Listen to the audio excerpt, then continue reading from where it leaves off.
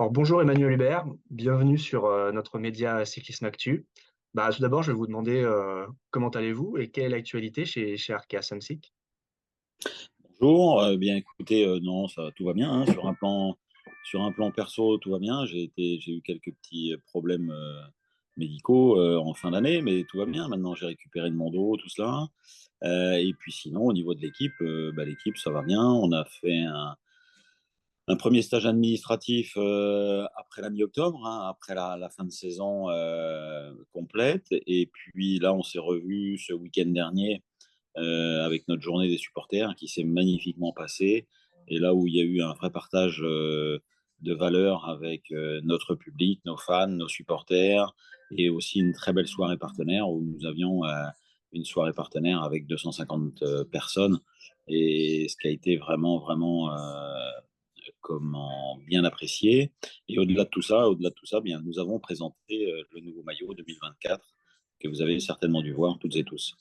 Évidemment, avec ce thème Excalibur, un peu original par rapport à certaines histoires de la Bretagne. Expliquez-nous un peu, même si vous l'avez déjà fait dans le communiqué de presse, cette idée derrière Excalibur, d'où c'est venu. Ah, voilà, en fait, on a voulu rappeler, sans s'étendre sur notre ADN, sur notre origine bretonne au niveau de l'équipe. Et puis, c'est vrai que c'était un beau symbole, cette légende dans la forêt de Brocéliande, avec cette épée d'Escalibur, pardon. Et donc, on a voulu un peu dénommer ce maillot Excalibur, où il y a justement une épée au niveau du col des maillots futurs en 2024. À titre personnel, en tant qu'Arthur, Excalibur, ça me parle très bien, donc très bon Ah choix. oui, c'est vrai, c'est Je vrai, vous le c'est vrai, cache c'est pas. vrai. Très bon choix pour vous. Petit retour peut-être sur la saison 2023. 10 victoires, 19e formation mondiale pour votre première saison en World Tour. Comment vous jugez cette année 2023 pour votre équipe? Comme je dis toujours, on peut toujours mieux, on peut toujours être notre notre façon de faire et je veux dire tout ce qu'on en est, hein, les sportifs, les anciens sportifs, c'est quoi? C'est de gagner. Et à partir du moment où on veut gagner, eh bien, on espère toujours encore plus.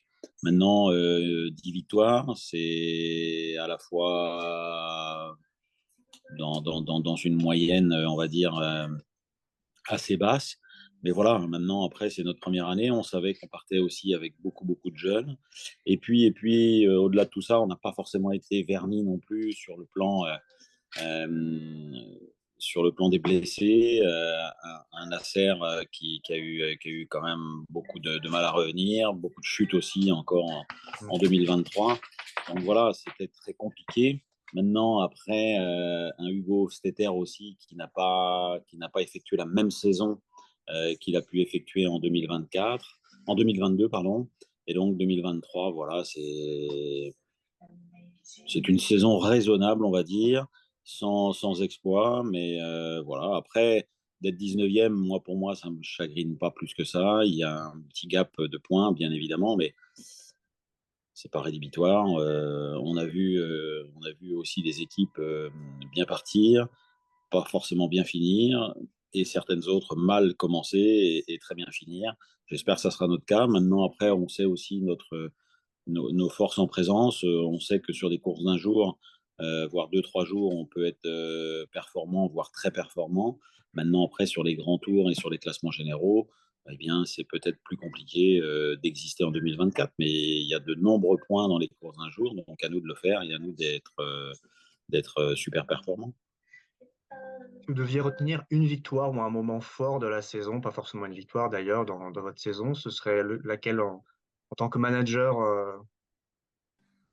Les points forts, c'est que j'avais beaucoup de croyances sur Nasser et Nasser, eh bien, malgré lui, malgré tout son courage, n'a pas pu revenir à son niveau. Donc ça, c'est un vrai moment fort pour moi parce que d'une part, c'est quelqu'un que j'apprécie beaucoup et d'une hmm, part, c'est quelqu'un qui est très, très professionnel. Maintenant, voilà, c'est ainsi hmm. et c'est la dure loi du cyclisme et la dure loi du sport. Maintenant, il est passé près de la correctionnelle en 2022. Donc déjà de refaire du vélo, de retrouver les sprints, tout ça, pour moi, c'était déjà beaucoup de courage. Maintenant, ça n'a pas été au bout du bout comme lui il l'espérait et comme moi je l'espérais, mais c'est ainsi, c'est de la vie. Et après, eh bien, si je retiens une victoire, ce serait peut-être la première course que gagne, Kevin, Kevin Vauquelin. Je crois que c'est un moment fort. Et après, ben, malgré lui, après le circuit de la Sarthe et tout cela, il est tombé pendant le circuit de la Sarthe. Il a regagné au Jura derrière. Et après, ben, il y a eu une fracture au niveau lombaire et qui a endommagé toute sa fin de saison. Et c'est vraiment dommage parce qu'il n'a pas pu faire le volume escompté et surtout ce qu'on espérait de lui et ce que lui espérait de lui aussi également. Mais voilà, c'est des moments forts, clés dans la saison. Et puis après, ben, il y a aussi l'arrivée d'Arnaud en août qui a fait énormément de bien et qui met aussi du baume au cœur et qui met aussi en exergue une future saison 2024, j'espère, sous les meilleurs auspices.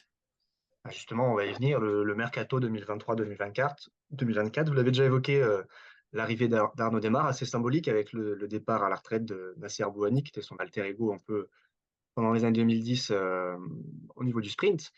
Un recrutement, 7 départs, 7 arrivées, un recrutement équilibré, Florian Sénéchal, Arnaud Démare, Venturini, Albanese, Garcia Pierna, Huis, Codson, le départ de Warren Barguil également à noter. Comment vous jugez votre mercato 2023-2024? Si on parle des départs, on va dire que bon, sur le leader qui était Warren, bien, je crois que c'est cyclique. D'une part, on se sépare en très bons termes et avec beaucoup d'estime l'un pour l'autre. Mais voilà, c'est ainsi. Il revient à ses premiers amours, hein, Warren. Et donc, pourquoi pas ne revenir un jour à son dernier amour pour la fin de sa carrière. C'est en tous les cas ce qu'on s'est dit. Et je ne sais pas si ça se fera, mais toujours est-il on part en très bons termes. Après, pour les arrivées, eh bien, comme vous pouvez le constater, on a fait du coureur qui est capable de s'exprimer sur de nombreuses courses d'un jour, que ce soit Arnaud, que ce soit Clément Venturini, que ce soit Albanese, que ce soit Florian aussi, Sénéchal. Et j'ai trouvé aussi en Florian un vrai leader aussi, et puis quelqu'un qui fédère énormément la, la, une équipe, qui sublime une équipe, qui n'hésite pas à valoriser aussi les jeunes, qui n'hésite pas à rassembler. Et comme il m'a toujours dit, dans son équipe précédente, parfois on n'était pas forcément les plus forts, mais on était les plus forts dans la tête, ça c'est sûr, que physiquement. Et donc, c'est vrai que le sport est quand même un sport physique, hein, bien évidemment, le cyclisme, mais avant tout aussi d'être fort dans sa tête, on gagne du temps et du terrain par rapport à ses adversaires. Donc voilà, un mercato, des arrivées qui sont bel et bien pour euh, le, le, les courses d'un jour. Et puis ensuite, en magasin, on a quand même des garçons qui vont s'exprimer petit à petit, des Kevin Vauquelin, des Ewen Kostiou. Et je suis certain qu'un Ewen eh bien, a permission et peut gagner très rapidement en 2024. Un recrutement un peu plus international avec des départs également de 7 Français, de certains historiques. On pense à Pichon, Nicolas Eden, Maxime Bouet.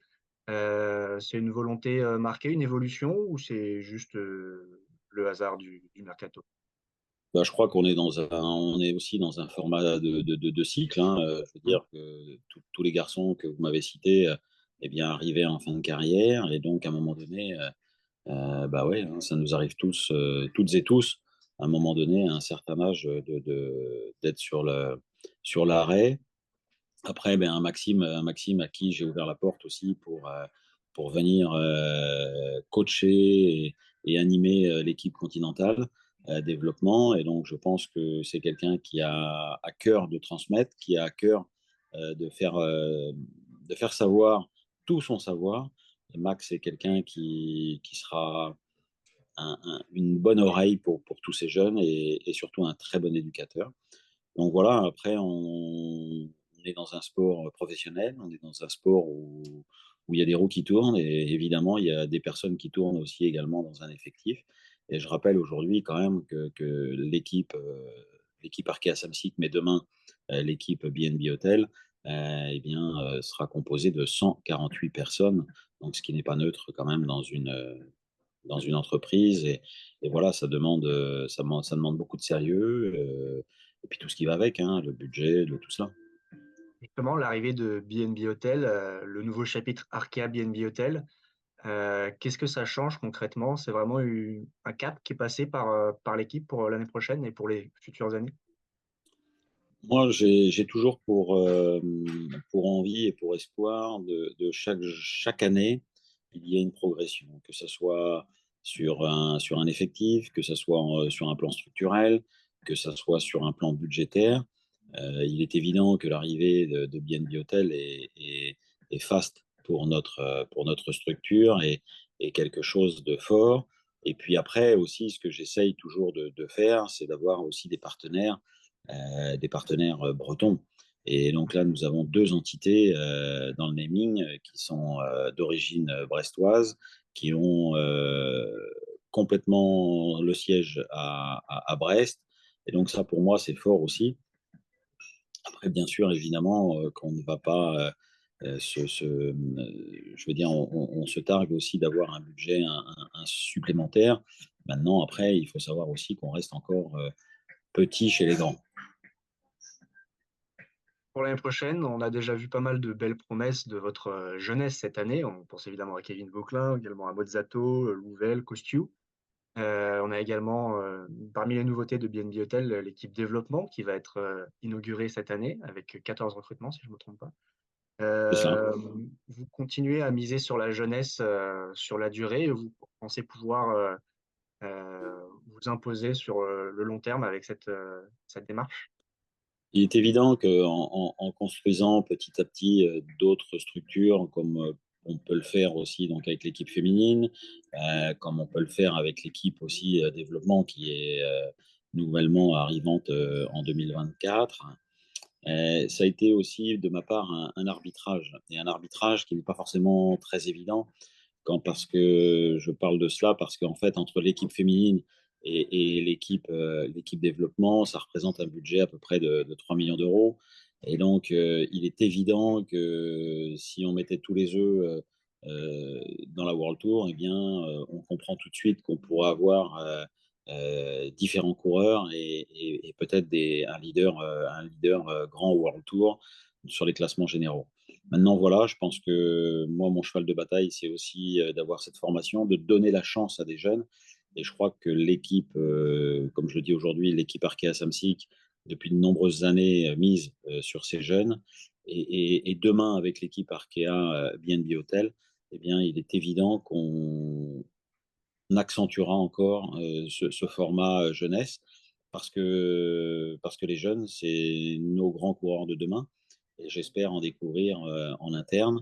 Et pour moi, ce serait la plus grande satisfaction qu'un Vauquelin, qu'un Costiu, qu'un Louvel, qu'un Mozzato eh bien, soit formé ou finir de former chez nous pour justement être dans les grands coureurs de demain. Ça serait une vraie satisfaction. Et donc, c'est pour cela que l'arbitrage financier est parfois délicat au début parce qu'on se dit bah ouais, mais il y a cette histoire de points, il y a cette histoire de classement, et si on n'y est pas, bah, il va se passer ci, il va se passer ça. Non, je crois qu'à un moment donné, il ne faut pas forcément avoir que peur, faut aussi se dire bah voilà, je mise sur les jeunes parce que c'est le coup de demain et c'est notre avenir qui est en jeu. Et je pense aussi Mmh. que par rapport à nos partenaires, ce double projet de Continental développement et aussi certaines féminines, parce qu'il faut savoir que aussi j'ai encore certaines féminines qui sont encore aux études. Et ce double projet par rapport à la Dévo, c'est d'avoir aussi bah, une tête bien faite avec un cursus scolaire, soit en cours, soit fini. Et je crois que c'est aussi la base de notre... bah voilà, je crois que c'est l'ADN de l'équipe et c'est là-dessus, c'est là-bas que je veux aller en tous les cas. OK. Et parlons un peu de Kevin Vauquelin qui sera certainement votre, grand leader pour les grands tours, l'année prochaine, peut-être avec Christian Rodriguez également, mais quel va être son programme pour l'année prochaine? On l'a eu sur Cyclisme Actu, il a parlé peut-être du Tour de France, après sa première Vuelta, cette année, est-ce que c'est quelque chose qui est déjà défini ou qui sera amené à être défini? Ça va être amené à définir. Pourquoi? Parce qu'en fait, je n'aurai aucun a priori ou à dire que Kevin ferait le Tour de France en 2024 s'il avait vraiment effectué une saison complète. Mmh. Je parle en volume physique en 23 ans. Il lui a manqué quelques semaines, voire quelques mois. Donc faut être vigilant par rapport à tout cela, mais on va dire qu'il y a de grandes chances que si tout se passe bien et s'il n'y a pas de problème de carrosserie d'ici le Tour de France, il est évident que Kevin sera au Tour de France en bonne et due forme et en bonne place, je l'espère, avec tout ce qui va avec, c'est-à-dire le mental, le physique et puis de voir ce qu'est capable Kevin, bien évidemment. Avec, potentiellement le retour d'Arnaud Démare également sur le Tour. On sait que c'est un de ses principaux objectifs, retrouver le Tour et retrouver la victoire sur le Tour. Vous allez venir avec un grand sprinter sur, potentiellement le Tour de France. Qu'est-ce que ça change, Ben, en fait, bon, Arnaud a déjà gagné, hein, puisqu'il a gagné 2 fois ouais, auparavant, sur ses 95 victoires, il a gagné 2 fois sur le Tour de France, donc ce qui n'est pas anodin et neutre. Il est évident que Arnaud est là pour cela, en tant que leader et quand on regarde le parcours du Tour de France, eh bien, bravo aux organisateurs puisqu'il y a pratiquement, 6 voire 7 ou sept mmh, et demi, comme lui il le dit, sprint possible sur le prochain Tour de France. Donc, il est évident qu'un sprinter se doit d'être au départ du Tour de France. Maintenant, après, voilà, il faut pas de problème physique, santé, carrosserie, comme j'ai toujours, il faut être à 150% au départ du Tour de France. Et j'espère qu'Arnaud eh bien, sera à 150% et pourra lever les bras avec l'équipe Arkea BNB Hotel en 2024 sur le Tour de France. c'est tout ce qu'on lui souhaite évidemment. Et de manière plus générale, vous les grands objectifs pour 2024, on a vu votre recrutement qui était assez axé classique. Une période qui va être importante, évidemment forcément, les grands tours. Quelles sont les grandes lignes de ce que vous viserez en 2024? Bah, je pense qu'on a un vrai équipage pour cette période classique. Maintenant, vous voyez aussi que dans ce monde de grands, c'est pas facile de s'imposer, c'est pas facile d'exister. Maintenant, on a des valeurs sûres et je pense qu'un Florian peut être fédérateur, un Florian Sénéchal peut être fédérateur sur les classiques avec tout ce qui va autour, c'est-à-dire des Mathis Louvel, des Arnaud, des Maclay, tout ça, ça doit pédaler en haut de l'affiche sur les classiques. Maintenant, je vous dis, la concurrence est rude. Et après, le vrai objectif 2024, c'est de gagner sur le Tour de France et de gagner une étape, soit avec Arnaud, soit avec un autre, hein, bien évidemment. Hein. Je vais pas faire de ségrégation par rapport à qui doit le faire. Mais en tous les cas, voilà, c'est quand même le point nommé.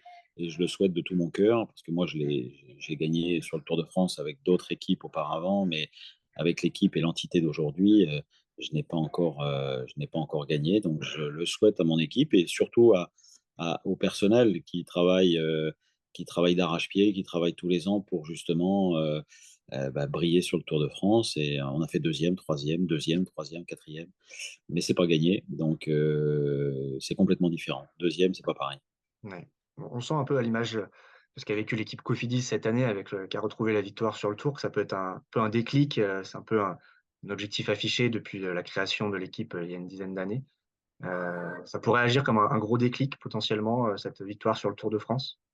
Complètement. Je pense que c'est non seulement un déclic, ça décoince un peu tout le monde. Et puis, ben voilà, hein, le Tour de France, c'est la plus grande, la plus belle course au monde.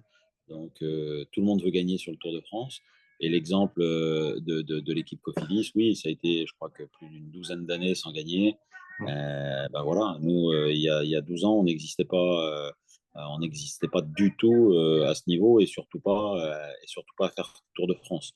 Donc, je crois que voilà, chaque chose en son temps. Et il y a de la formation, le tout, c'est d'y croire. Et chaque année, j'y crois. Et chaque année, ce n'est pas une utopie, justement, d'y croire, parce qu'on a vraiment des valeurs sûres au sein de l'équipe Arkea BNB Hotel en 2024. Vous en avez déjà un petit peu parlé, mais le classement UCI, c'est quelque chose qui est un peu dans les têtes de toutes les équipes maintenant, évidemment, notamment quand on joue pas forcément les 1 places. C'est quelque chose qui pèse dans la saison, qui est dans les têtes ou alors on n'y pense pas du tout et on fait le bilan à la fin? Si, si, on est obligé d'y penser parce que c'est quand même un fil conducteur et c'est quand même je veux dire, c'est quand même mieux d'y être, de ne pas y être. Hein, OK. celui qui dit bon, c'est pas très grave, je ferai quand même le Tour de France, non. Le tout, c'est d'avoir cette assurance de le faire et l'assurance pour le faire, c'est le World Tour. Donc, ce fil conducteur est indéniablement suivi tout au long de l'année. Ça, c'est une évidence. Maintenant, après, il ne faut pas en faire non plus que des fixettes à chaque course. Je crois qu'il faut laisser aussi libre cours et la nature faire. Maintenant, après, voilà, on est 19e, on est avant-dernière équipe World Tour, mais on est dans la zone rouge, donc il faut se remettre au travail. Si tant bien est, c'est cela, c'est pas forcément le travail qui nous manque parce qu'on travaille dur. La seule chose, c'est se remettre en quête de points. Mais voilà, il n'y a rien de rédhibitoire. Il faut savoir que ce classement est lissé sur 3 années. Mmh. Nous venons d'effectuer une année. Il y a peut-être des équipes qui ont perdu des coureurs, je n'ai pas encore bien analysé. Peut-être des équipes qui sont pas très loin de nous, qui sont peut-être moins bien loties que nous sur des courses d'un jour, peut-être un peu mieux équipées sur les classements généraux. Non, voilà. Ce qui est sûr et certain, c'est qu'il faut l'avoir en tête. Et le but du jeu, c'est quand même d'y rester.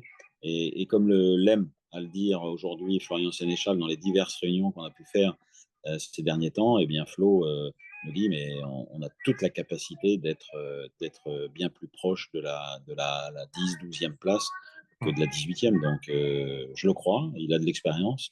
Donc, à lui de motiver ses troupes et à lui de fédérer tout cela. Mais voilà, je pense que la situation de l'équipe, on peut très bien se situer entre 14e et 16e facilement. C'est un bien grand mot, mais par contre, notre place peut être là, bien évidemment. Le court terme, les échéances à venir pour l'équipe Arca Samsic Future Airbnb Hotel, heu, Arca BNB Hotel, pardon. Stage, préparation, Alors, présentation, qu'est-ce qui est à venir, pour là, l'équipe? les coureurs viennent de partir en début de semaine, retrouver leur pénate pour effectuer la dernière semaine avant un stage qui va démarrer le week-end prochain. Et là, donc, en Espagne, hein, comme on aime à le faire, et puis pour retrouver un peu de chaleur et de bon temps. Et donc là, c'est vraiment une séance de travail. Et puis après, ben, les premières épreuves arrivent très, très vite, puisque l'Australie, a le premier départ, il y a des coureurs déjà qui partent en fin d'année avant le Nouvel An en Australie. Et puis, il y a d'autres coureurs qui partent le 7 janvier directement pour l'Australie pour effectuer le Tour d'un Under et les diverses courses qu'il y a aussi à la suite de cela sur le continent australien. Mais voilà, et puis après, ensuite, après, bah, le déroulé classique de la saison européenne, où là, il y a la Marseillaise, Majorque, Bessèges, Tour de Provence, Tour du Haut-Var, tout ça. Ça va arriver vite, effectivement. Bah, pour finir, Emmanuel, qu'est-ce qu'on peut, vous souhaiter pour, 2024 à titre personnel ou à titre collectif? Qu'est-ce qui serait bon de voir chez vous, l'année prochaine? Bah, on va dire qu'à titre personnel et professionnel, on va dire que c'est assez lié. Moi, à partir du moment où l'équipe fonctionne, je suis heureux. Voilà, après, on est dans un sport de très haut niveau, on se bat contre des grands. Comme j'aime à le dire aussi, et ça, c'est aussi pour le public, on ne se bagarre pas dans un championnat français comme peut l'être d'autres sports. Mais nous, tous les jours, ben, c'est la Ligue des champions et donc c'est dur. Donc, et on se bat aussi contre des très grandes équipes avec des énormes budgets et pas forcément tout le temps avec les mêmes règles sociales, on va dire, que d'autres. Et puis, bah, parce qu'on connaît aussi les charges que peuvent incomber aussi l'adhésion à la France. Et justement, c'est très très bien justement que la France puisse couvrir tout. Maintenant, voilà, mais comme l'a dit un certain Marc Madiot dernièrement dans une de vos interviews, Mmh. ce qui est pas neutre non plus, c'est que on a la chance d'être en France, on vit dans un pays merveilleux, mais parfois pas forcément concurrentiel par rapport à l'étranger sur justement les charges patronales, les charges sociales qui nous incombent. Mais voilà, c'est ainsi, il faut se battre avec. Et voilà, ce que je souhaite, eh bien, c'est justement revenir dans cette zone non relégable, c'est-à-dire 15-16e. Et je pense qu'on a tous les moyens pour le faire. Mais la concurrence est là, et donc la concurrence, à partir du moment où elle est là, et en plus de ça, elle est très haute, eh bien, faut ne rien laisser pour compte et se battre à chaque course pour marquer le maximum de points. Mais voilà, ce que je souhaite, c'est le maximum de victoires. Une étape sur le Tour de France, ça me ferait encore plus plaisir. Et puis surtout que les 148 personnes de l'équipe eh bien, prennent du plaisir et prennent du bon temps, tout en étant hyper professionnels. Ça, c'est aussi mon désirata pour 2024. Bah, c'est sur ces belles paroles, qu'on va se quitter. C'est tout ce qu'on vous souhaite en tout cas, Emmanuel. Merci à vous pour cette, interview sur Cyclisme Actu et puis on espère vous revoir très vite, en début de saison 2024 avec l'équipe Arkea BNB Hotel du coup. Merci à vous et bravo à Cyclisme Actu.